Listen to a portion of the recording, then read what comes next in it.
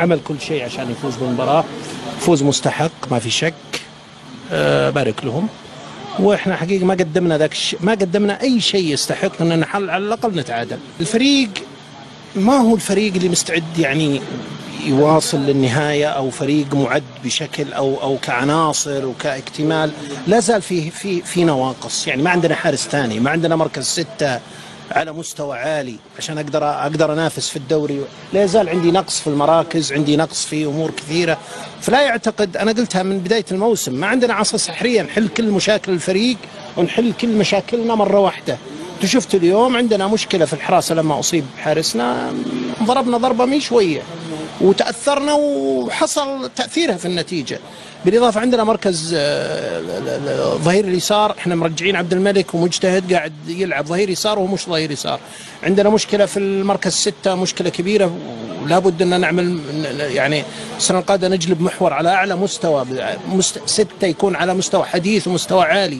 شفتوا معظم الفرق يعني في فرق كثيرة الآن في الدوري اللي يشغلها واللي ماسكها ورقم 6.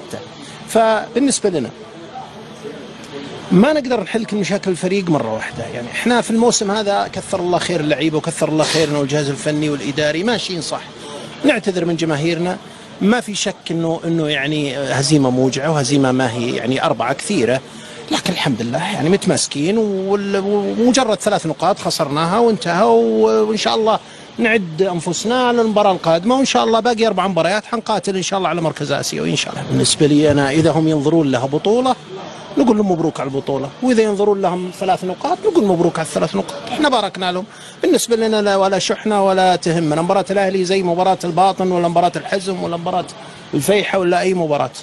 إذا هم ينظرون لها أنها بطولة الفوز على نادي الشباب فنبارك لهم البطولة. هم ممكن عشان رجع تصاريح يا أبو الوليد. لا، تصاريح ما راح تعقب. التصاريح بالنسبة لنا متى ما هم توقفوا عن التقليل من نادي الشباب، ومتى ما توقفوا هم وجميع مؤيدينهم وإعلاميينهم وبدأوا باحترام نادي الشباب وإدارته وأموره، أبدا سنتوقف تماما. أنا قلتها سابقا، هم اللي بدأوا هم اللي يوقفون، هم اللي ينتهون. وليد، يعني خلني أقول لك ردة فعل أو تصريح إداري قبل قليل سالم الأحمدي من الجانب الأهلاوي، قال إنه ممكن نستغل هذا الفوز لنسقط على الشباب أو جماهير الشباب، لكننا نحترمه ولا نشعر بالنقص حتى نسقط على أحد. ما رد عليه. جيب لي رئيس النادي يرد عليهم. هذا الاشكال ذي انا ما رد عليه. واذا خسرنا يعني، واذا قلنا ان ضامنينها وخسرنا، وش نهايه العالم هي؟ تراها 3 نقاط يا جماعه، ايش المشكله؟ حتى لو قلنا وحفزنا واستفزينا، هذه الرياضه ترى استفزاز، وانك ترى انا اخذ الامور بطريقه يعني دعم واستفزاز وتصاريح وإثارة. ما ناخذها بالاسلوب انه والله خلاص هي ثابته انه ما راح نفوز على الاهلي وراح يفوز علينا وراح تستمر الحياه وتستمر الرياضه وفوز وخساره. خذوا الامور بهالشكل.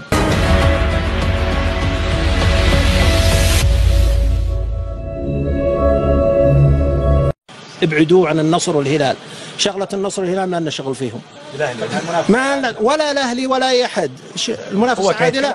المنافسه غير عادله، ما في منافسه عادله. لا المنافسه عادله. انا رئيس نادي اشوف المنافسه عادله ولا عندي شغل. يعني انا اقول للامير محمد لو فزت على الوحده وعلى احد ما صرحت التصريح. انت فرطت وانهزمت قدام النصر، فانا ما ابغى ادخل. يعني هو ابخص فريقه وابخص باموره لكن كمنافسه عادله منافسه. كدوري محترم وعالي جدا، عالي جدا جدا كليفل فني. ولا ابغى ارد على الامير محمد، والامير محمد هو ابخص باموره، يعني ابو سلطان ابخص فريقه وابخص باموره. انا ما اتدخل ولا اعرف ليش قال التصريح او كيف، لكن انا اختلف معه بالراي فقط. والله اخطا واحنا حنطبق عليه اللائحه، واخطا وهو حينزل تصريح اعتذار وتوضيح للجماهير الشبابيه، والجماهير الشبابيه يعني ما حق تغضب. والرجل صرح لنا وقال لنا انه كان عنده مقاصد اخرى. ما ابغى احرق يعني بالضبط وش بيقول وش بيعتذر. حقهم على راسنا وعلى عيننا، ومجرد 3 نقاط، والحمد لله فريقكم بطل وفريقكم كبير، والامر بسيط والامر سهل.